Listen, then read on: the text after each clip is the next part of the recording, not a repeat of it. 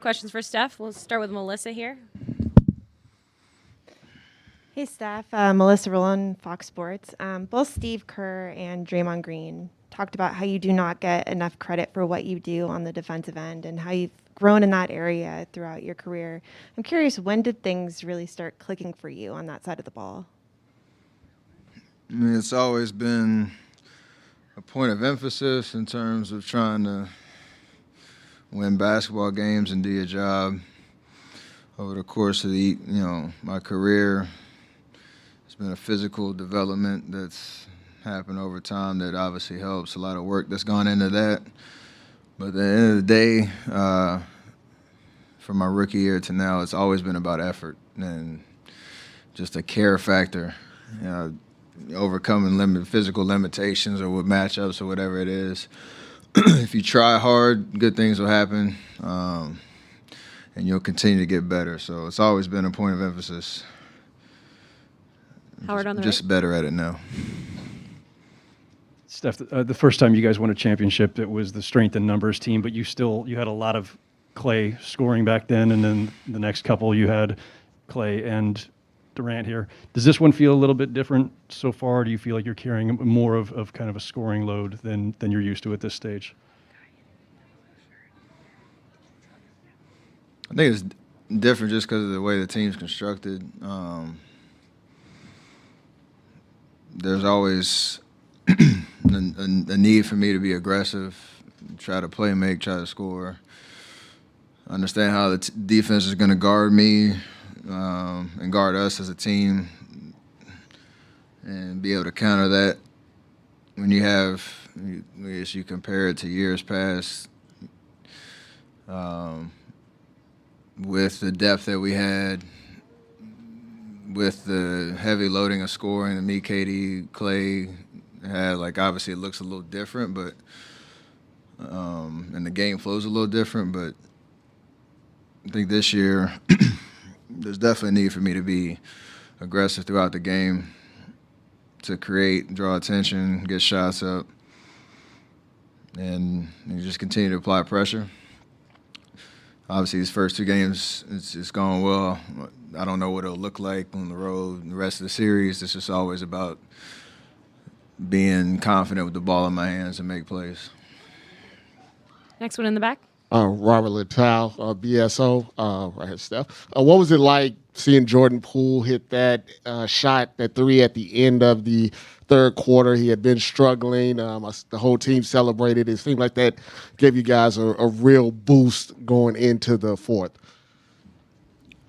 Well, it's kind of funny. We talk about how we finish quarters and how that momentum can carry over.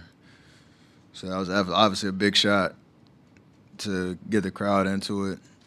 Put a kind of a dagger on that great third quarter that we had. I think he was a little bit more aggressive, a little bit more under control tonight. It didn't go his way much early, but then he had that flurry. I think he had the 2 threes in the last 2 minutes of the third quarter. So just continue to find rhythm. He's capable to do that. We shoot half-court shots every practice, shoot around, and we have a little competition going. So we count. If you make one during the game, we count it. So he took the lead tonight. Next question on the left. Steph, Draymond was talking about how you were patient to start the game, and then obviously you took over in the third quarter.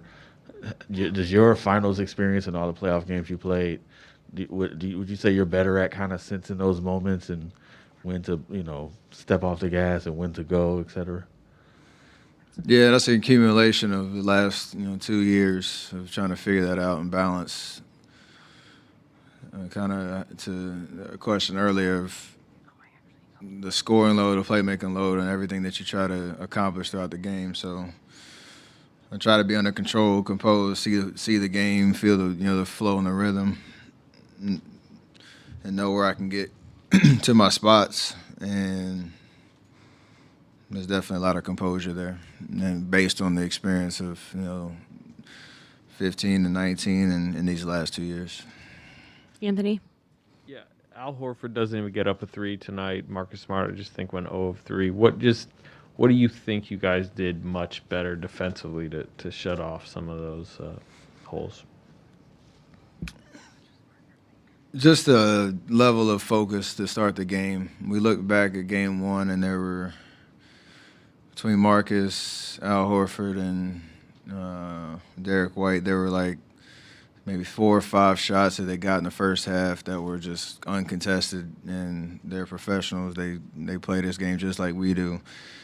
And you understand if the shoe's on the other foot and we're getting those type of shots, that carries over through the rest of the game, and you start searching a little bit more, you start feeling a little bit more comfortable. So for us to come out in the first quarter with a level of intensity and focus to obviously with Jalen and Jason, what they do with the ball in their hands, they're tough covers, so you have to keep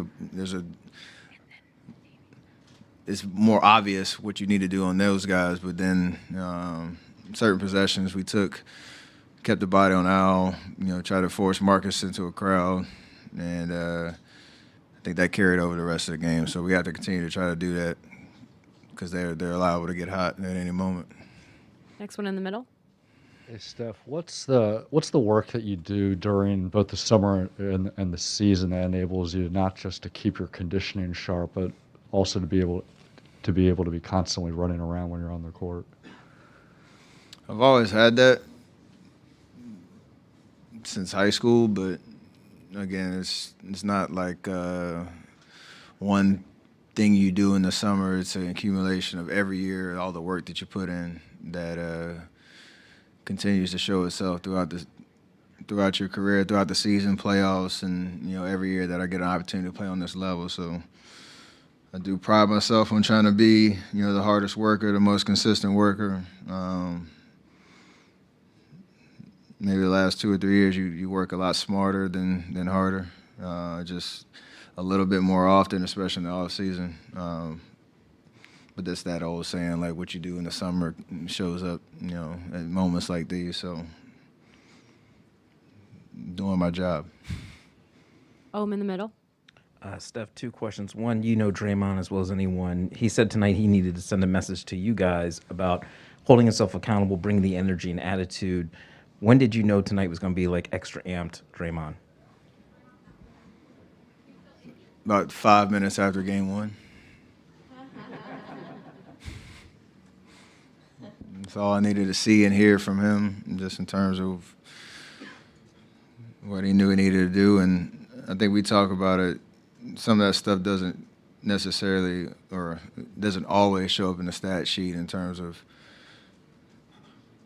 points, rebounds, assists, just that wow factor. But you feel him in his presence, and the other team feels him in his presence and his intensity, and that is contagious for all of us. So it was great to see.